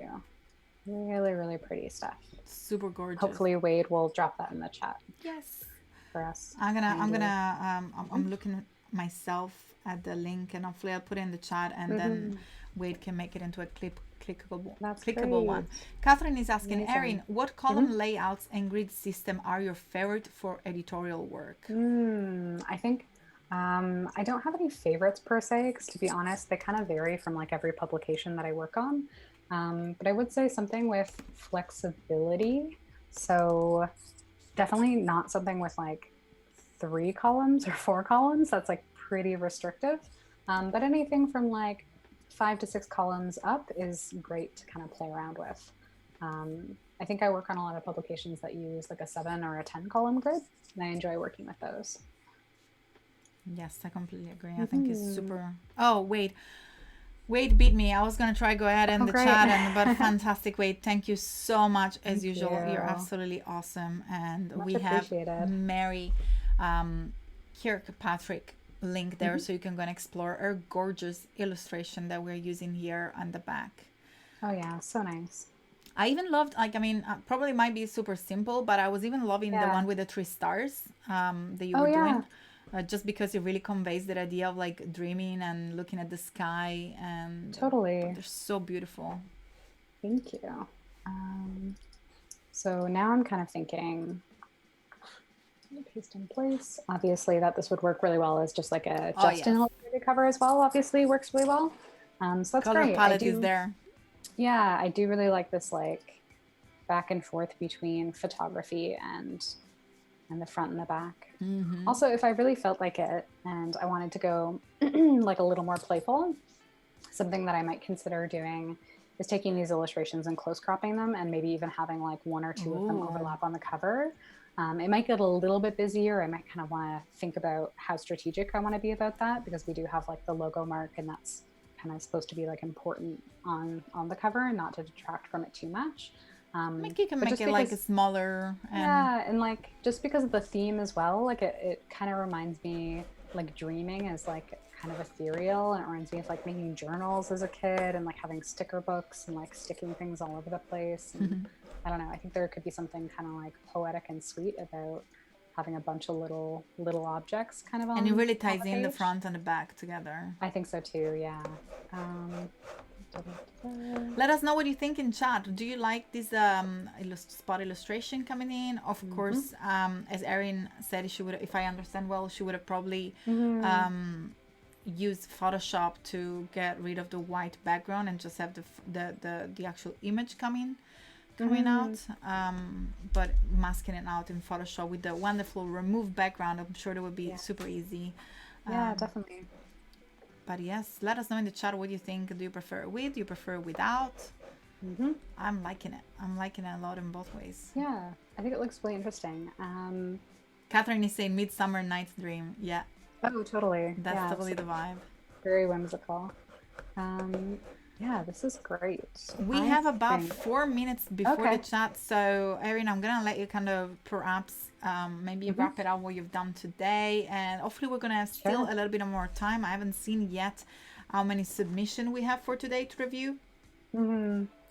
But we really look forward to review your Illustrator Daily Creative Challenge number 3, the badge that you have created with Andrew Ocradle, with the fitness badge with shapes and the type tool on a path. So make sure to Hmm. head on Discord and share your work. I'm gonna show you how to do it in just a second, but let's go back and see what we've done today with Erin and all the amazing things that we learned Absolutely. today. Thank you. So today we started out kind of just reviewing the work that we had accomplished yesterday over the stream. So yesterday was primarily focusing on the interior editorial design. So playing around with like layout, what it might look to like to have a writer with like a bio or something introducing their work, whether or not it should be a single column or double column, how photography could work on these spreads, how photography just as like a photo essay could work across these spreads. Again, exploring columns, different pull quote styles, and single column text as well. So we did a lot of exploration around the inside yesterday. And then today we've been working on iterating on some different cover options. So we kind of started in this place of trying to do like a really strong center layout, this idea of maybe like layering different like textures of photography and framing, kind of moved from there and kind of just kept working and refining. We also had options that we were working on of whether or not these things do or don't overlap. So maybe this idea of there just being a single framing device with like copy to the top and the side, with the icon instead of the logo type. And so from there, we kind of just kept working. Should it be knocked out on top of the photo? Should it just be black type that sits on top of it? And then I think kind of where I landed as being the strongest kind of idea for what we were doing is just this like very simple stripped back kind of minimal typography with like a frame of either illustration or photography. And so from there, we tried some different iterations here and then thought about, how could we bring like a little bit more like fun and like playfulness back into this idea and reinforce that concept. So we have a bunch of the spot illustrations kind of floating on the back. We also toyed around with the idea of whether or not, if we had a little more time in the stream, I could go into Photoshop and close crop or mask out these illustrations and try overlapping or almost like collaging the illustrations on top of the Maybe we photography. can do that in the last 10 minutes. Let's see if we do it, depending on the If we have submission. time. Yesterday, we were like doing the submission. I was like, oh my God, we're about to get cut off. So we'll see where we get today. But maybe we can play with that in Photoshop. And I think if we have time. Yes. Thank you so much, Erin, for going over everything. My I'm really, really loving all of this work, and I can see that in the chat everyone was loving your work as well. Oh, it's very sweet. And yeah, in fact, Anna just commented, say, beautiful work, Erin McPhee. Thank you both. Well, stick with us because right now we're gonna jump into Discord, and I'm sure the Wade is gonna put that link right in the chat, and we're gonna review your work. Are we excited? I'm really excited about it. So let's move to my screen real quick. Erin is already on Discord. On top of it. Yes, fantastic. I'm going to jump into my screen. And before jumping to my screen, I've seen Steve that was saying in the chat that he thought that the umbrella name, the Vault, might work with the logo, and he's placed the link. Steve, I've copied the link and pasted it on the side on my screen. So I'll definitely have a look after the stream to see what you've created there. So let's now jump into Behance and let's start reviewing today. I'm gonna refresh one more time, and actually I want to show you how to submit the work for those of you who haven't done it before. I'm gonna jump into my screen. Here we are. And Erin, I'm just gonna move you to the side a little bit so we can see the little plus. I'm gonna move myself. I'm gonna float around the screen. Fantastic. So we can see how to submit your work here on Discord. So of course, Wade has already put the wonderful link that you will need to have in order to access Discord, which is our community chat for the Daily Creative Challenge. Today we're reviewing the Illustrator Daily Creative Challenge number 3. In order for us to see your work, your badges that you have created, all you have to do is to head on the feedback channel and then click here where it says challenge. And I'm gonna zoom in so you'll be able to see it. Erin, if you don't mind, just point it up. I'm just going to put it just above you there with your right hand. If you point up, you'll be able. Fantastic. Here it is.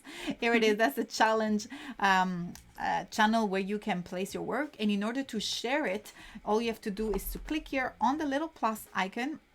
And again, it's just right there next to Erin. And all we have to do here is to click on plus, and then you'll be able to access your folder and really choose whatever you want in terms of course, the right version that you want to share with us. I'm just picking any file as an example here, and all you have to do is to click on open in order to load the work and upload it to the chat. Once you click on upload, me and Erin will be able to see it, but in fact we're gonna start from the very bottom today and then go to the top, but hopefully we still have time to refresh. So if you have not had time to share your badge, you still have a few minutes to do so, because we're gonna keep looking at the bottom. Chris is saying, thank you, Erin and Kladi, Gate Stream on magazine Redesign. And so we're very happy to know that you like it. Thank you, Chris. So let's start with Keith. So as you can see, Erin, Keith, yesterday, we probably closed the stream while we were reviewing his lovely Handsome France logo. And now has created a very articulated pin saying, didn't really have a circle for text on path, so I added it with angled lines. Let's have a look what we have here. And I'm reviewing that gray and red, just to give you a reference.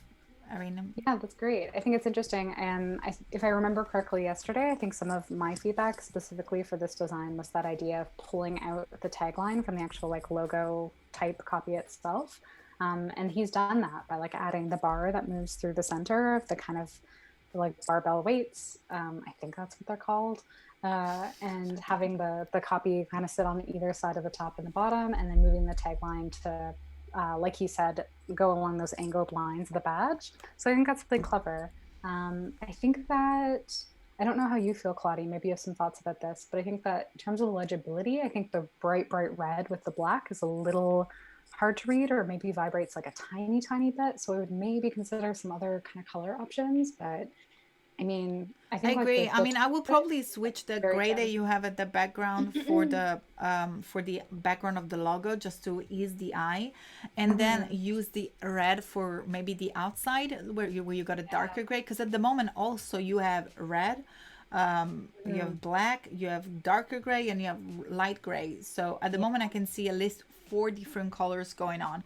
So I will simplify and perhaps use the red just to enhance the border around and keep it a little bit less busy on the front, or maybe try to have the red a little bit darker and the typing Mhm. white. That could be Yeah. something also that, use the white instead of the gray. But I Yeah, mean, overall, I definitely. think you've done a fantastic job. I think it looks Mhm. very, very cool. I love the screaming face is like up. It really gives you this sort of idea of the work. Norris is Mm. saying amazing and great explanation for your thought process. That goes to you, Erin. Very, very well Oh, thank you, done. We Norris. I really, appreciate that. really enjoyed your stream. And also we have Black Bessie. Do you remember yesterday she was teasing I us do. with the shapes, and we can finally see that she Mm. created these lovely shapes with the badge. In this case, we have a rectangular badge with the ballet always Mhm. on point, and then we also have another version which is a circular one. We start from the Mhm. circular one if you want to give any feedback Yeah, on that. absolutely.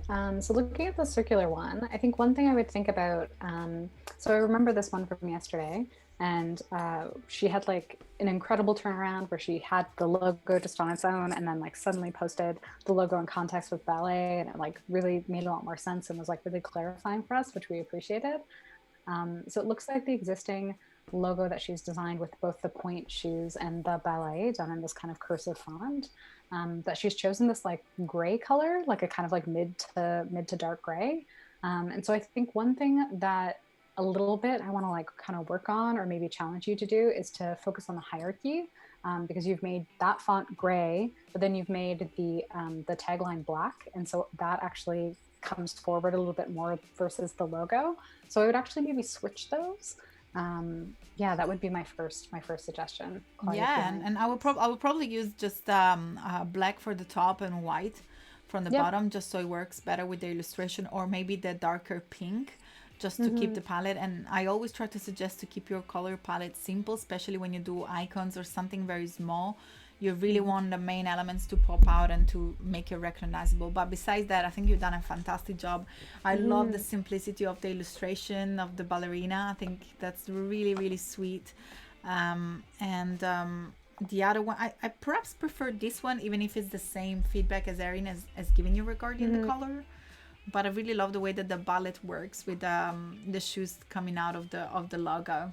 It, I agree. I think that's my preference is to take that one further as well. yes, very well Mm-hmm. done. And I guess it's Yeah, Vanessa great work. Yen in the Mm-hmm. chat, I believe, because she's saying thank you. I don't know if she's Oh, Vanessa. Let amazing. us know. Are you the person creating the ballet badge? We'd love to Yeah. know if you're in the chat. So I can see the YouTube chat moving. If you are messaging us on YouTube, make sure to head on behance.net/live so I can reply to your feedback and give you feedback and comment here with Eric with Erin live, because otherwise we cannot see your comments on YouTube. So remember, behance.net/live. We'll be able to see your comment live and hopefully reply to your questions as well. But now it's time to review Owen Reza challenge number 3, and that's his badge. Mm-hmm. Fitness, sweat at Fitness home. team. I think this is great. I think the badge is very cool. I think I wonder. I guess I wish I had like a little more context about the badge challenge and specifically what the goal was, because if the goal was to incorporate the branding with additional information about the services provided, then it totally makes sense to have like live at 6 a.m. Monday, Wednesday, Friday, like all of those additional details. But I do wonder if there's maybe a little bit like there's so many layers of information that I almost wonder like what is the most important part that you really want to be looking at.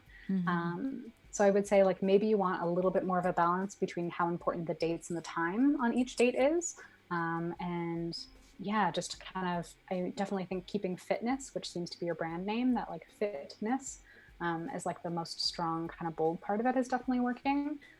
Yeah, I'm curious about that live and I Wednesday, agree. Thursday, I think Wednesday, there's Friday part. a lot going on, and Yeah. I today was mainly working about shapes and typography, so I think that Okay. you completely done that right. But I will bring everything that is sweat at home underneath, below, towards the bottom line, and uh, you cannot really, like, I really have to zoom in to To look read it. at, yeah, live 6 a.m., and once I zoom in I lose the side of the logo. So maybe you can have a live at 6 a.m. instead of team, if that's not an icon of a logo.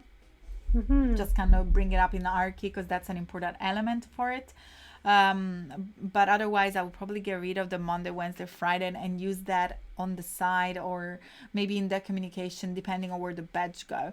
But otherwise, in terms of shapes and typography, I love it, and I love the black and white. I'm a big fan of minimalistic color.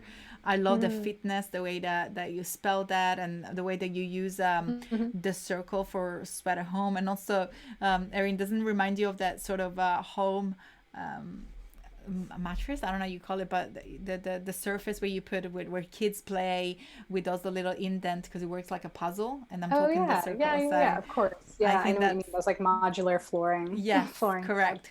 I think that's really cool. So very well done, Owen. Hmm. Let us know if you're in the chat, or if you perhaps want to do a speedy cleanup redesign. I'm gonna refresh at the end to see what's Hmm. going on here. Luna B, we already have some feedback from Kathleen for challenge number 2. That's the logo. Let's move up and see if Hmm. there's someone else has done Sure. a badge first, before, just so we focus on today Hmm. work. And we see RCEP. I remember we seen his work yesterday. Always Hmm. very retro, very cool. And also, as you can see, RCEP has done a very amazing job of showing us the shapes that were used in order to then create the type on a path tool in order to create a badge. Hmm. And I'm gonna leave it up to you. I'm a fan already.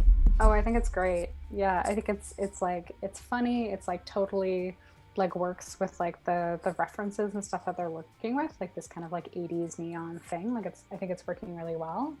And it makes sense. Like I like that I can understand why this would be a badge, like that this would be both a branded thing, but also something that someone could be like theoretically wearing as they like work at a specific, like they work at Body Force Gym. So I think that's great. I It's a think that's really wonderful, like, I wonderful. can see it on a Yeah, t-shirt as well, or like a yeah, sticker. I think it totally. really nailed the design. Very playful. I also think like the overlap of the figure's foot over top of the T and trainer is like really clever. It like overlaps just enough so that it's like fun and silly, but not so much that you don't understand that it's a T anymore and you can't read it. So yeah, I would just say great work. I think this is really fun and playful. And again, I think that's a great example of how to layer information so it doesn't get too busy, because there is enough Yeah. space and we can read everything. And maybe, the five years is very clever, and then you put the 5-star Hmm. ratings in star, because if it was 5 and 5, it would have been confusing. But like that, it Yeah. really created some hierarchy and some difference between the two. So very well done. Also love the gradient, and I think that me and Erin were also hooked on the colors. Hmm. So that's fantastic. And we have Muscle Nation. I think um, that's a logo, but you're I also think that might be a playing, logo. but it's also playing with the shape, because you can see it's got Mm-hmm. the commit to be fit going around in a Mm-hmm. circle. So it's definitely used the tool for the badge. And I think is really cool. I mean, you got the slogan, and then from the slogan you got the illustration coming out. What do you think, Erin? Yeah, I think that's great. I think for the badge challenge, I'm not sure whether or not it was part of the requirements, a part of the challenge to actually have it be contained within a shape. So I would maybe consider if there's a way to like have it exist inside of like a stroke or inside of something. But otherwise, I think great work. Looks fantastic. I love how subtle the gradient is as well. Mm-hmm. And then we have Sandra with the logo, which looks very beautiful, but we're creating badges today. So unfortunately, we're working on this particular challenge. Maybe if we finish, we'll have more time to review the icon, because I think she's done a fantastic job. But let's look at Manal Samir with the badge challenge. We have the fitness gym, reach your potential.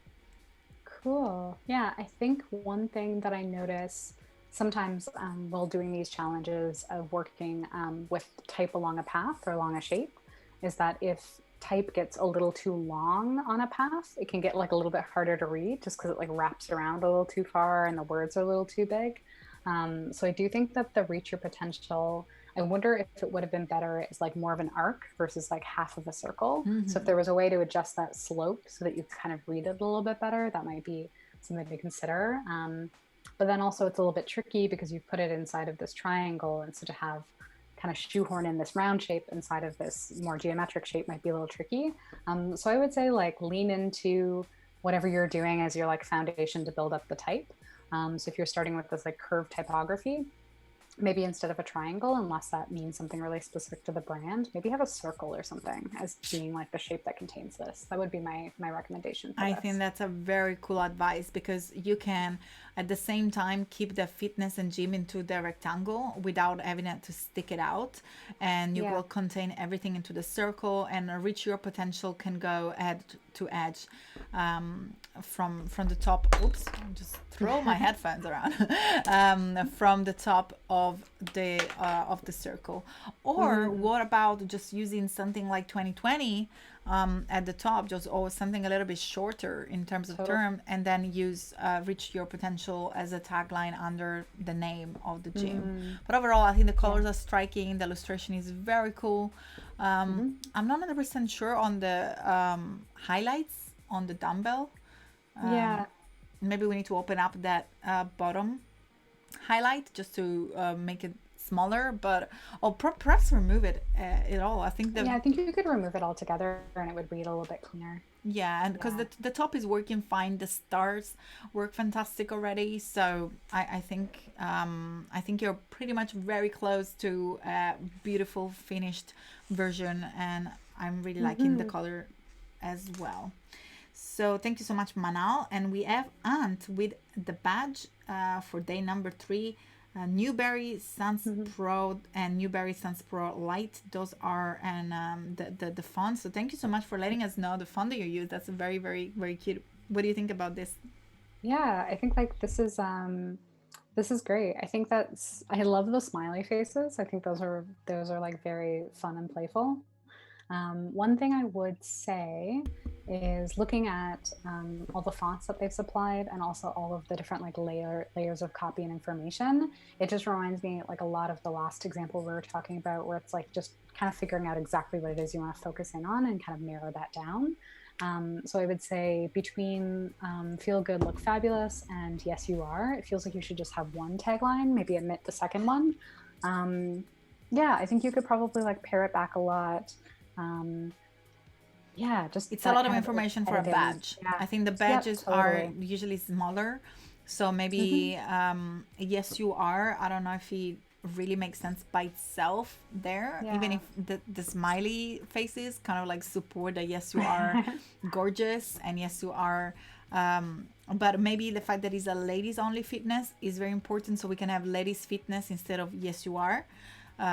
And bring up that gym, Pilates, yoga step on the top. There is a lot going on. I think that the illustration with the gorgeous reflections and the gorgeous logo works very well together. But maybe making the outline stroke thicker will kind of clean up. What would you do with the smiles? Would you retain the smile? Oh no, I think I would omit them. I think I would get rid of them. As much as I love them, I think that I don't think that it's necessary for these specifically. I mean, sorry maybe to interrupt somewhere else. Yeah, no. But maybe I think that like in this version, because I like it. It's just that Yeah. it's too much together. So I think that what you can do with this one is literally create two versions. One that Mhm. has the smiley faces and the yes you are, and maybe just the logo, and the other one has got the feel good and the lady fitness. What do you think? Yeah. No, I think that's a great idea, actually, just to kind of simplify that information and separate out the two ideas and then see, once you've used them in context, which one you prefer and which one you want to move forward with. I think that's great. But in terms of using shapes and the type tool, I mean, you've done a fantastic exercise in really Hmm. using all sort of shapes, and it looks very, very cool. Yeah, absolutely. So Keith is also saying if it's truly going to be a badge, you have to think of stitching limitation. Yes, Oh, that's a always great point. think. Yes, thank you so much, Keith. Hmm. That's a really great point. And we have Arthur with a Hawk Fitness. Let's put it up. Let's go ahead and see this. That's so funny. And we Hmm. also have the Illustrator logo, and we have the ACJB, which I believe is perhaps your name, your logo. Hmm. What do you think, Erin? I think that this is interesting. I think like I appreciate the playfulness and like the spirit of it. I do think that it's a little bit busy in its own way as well. Like I think having the Illustrator logo and having your logo with the tagline, um, plus the 2020, plus the name of it, plus the iconography. Again, it's maybe too many elements.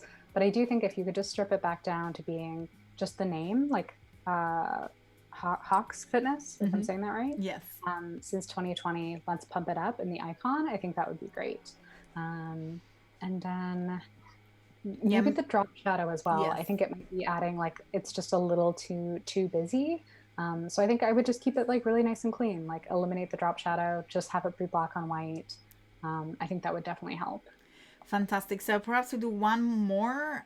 We Mhm. do Papa Champ, and then I must jump into the schedule before we say goodbye. We literally got 3 more minutes. I'm so super thankful, Erin, of your time here with us, and everyone in the chat. I'm more than happy to see everyone's question. Last minute question. We are here for a few more minutes, so Yeah, make great absolutely. use of the chat because Erin is here to give feedback in the meantime. So let's jump on Papa Champ. And this is Perfect. looking beautiful. I love the color palette. Yeah. I think that this is really interesting. I think like the idea of taking a letter form of a bee from your typography and building that out to muscles is like very fun and playful. And then having it be like just body fitness, it's the J and the B, like it's really clever.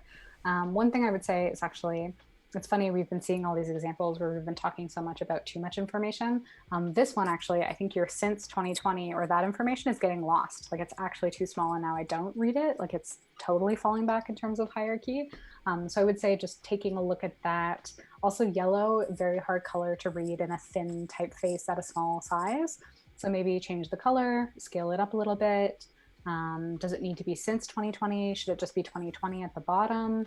So take a look at that. But otherwise, I think great work with your iconography. I So, think that's Erin, very I'm gonna playful. take this last question. We have 1 minute. Let's see Sure. if we can explain to Luis how to match the baseline grid to the margin. I'm gonna jump into your screen. Hopefully, you have illustrated, Yep. InDesign there, and like literally less than 1 minute because unfortunately, I'm gonna have to say goodbye afterwards. Of So, course.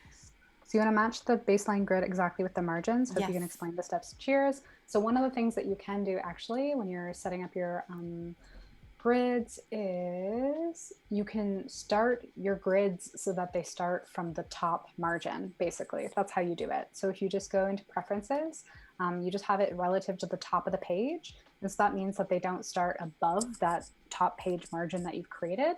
And then honestly, that's it. Otherwise, you just have to do a little bit of like handy math to figure out kind of how many steps are between. Fantastic. Yeah. You did it in 30 seconds, Erin. That's Okay, great. fantastic. I'm So I'm glad. going to use these other 30 seconds to talk about the fantastic schedule and the amazing people that are coming after us. And of course, the beautiful fun-filled day here at Adobe Live. In fact, after us, we have Andrea Appy with the Adobe XD Daily Creative Challenge. That's your third challenge for the day, followed by a lovely session of Draw Along with Kyle Webster. And then to close this amazing day, we have Voodoo Val with the design off versus Jetpacks and roller skates. Of course, before us, the day started with Adobe Stock, Photoshop Daily with Monica and James, Photoshop Daily Creative Challenge with Jesus Ramirez, and then photo retouching with Fernando. And before us was Andrew Ocrado with the Illustrator Daily Creative Challenge. And here today we had the second day of editorial design. Sorry, I'm just trying to be fast. Second day of editorial design with the wonderful Erin McPhee, and we went around. I'm just gonna pop to your screen real quick. We redesigned a beautiful edition of the Vault here in InDesign. We've seen how to work with illustration and photography, how to create the inside spreads of this new edition, which was definitely of a larger size, so we had to play on how to move the information around and distribute the information differently, using grids, using different fonts, using paragraph styles. And then today we jumped into more styling the cover, the title, how to play with the logo, and of course seeing it all coming together with the front, the back, and the spine. So I wanted to say thank you so much, Erin. It's been super exciting. I know in chat everyone was loving your design. So thank you so much for being here, for having been here with us in the... Thank you so much for having me. I appreciate it. Thank you so much for being such a lovely host. Oh, it was my pleasure. Absolutely. So let's say goodbye to everyone in the chat, and thank you so much for having spent this time here with us. And make sure go and grab a coffee and maybe a glass of water, and then stay tuned for the Adobe XD challenge coming after us. Thank you so much, everybody. Thank you. Thank you. Bye bye. Okay.